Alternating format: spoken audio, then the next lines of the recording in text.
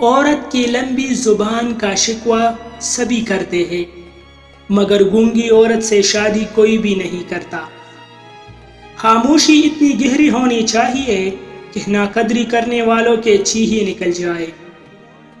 دنیا کے لیے اتنی محنت کرو جتنا تمہیں یہاں رہنا ہے، اور آخرت کے لیے اتنی محنت کرو جتنا تمہیں وہاں رہنا ہے۔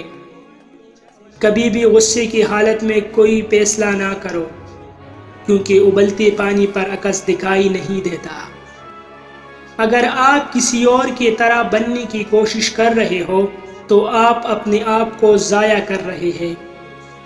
سمجھدار لوگ بحث نہیں کرتے، کیونکہ وہ جانتے ہیں کہ سوائے آپس میں رنج پیدا ہونے کے اس سے مفید نتیجہ برآمد نہیں ہوا کرتا۔ اگر زندگی کا ساتھی لاچار ہو جائے تو اسے چھوڑا نہیں جاتا بلکہ سنبھالا جاتا ہے۔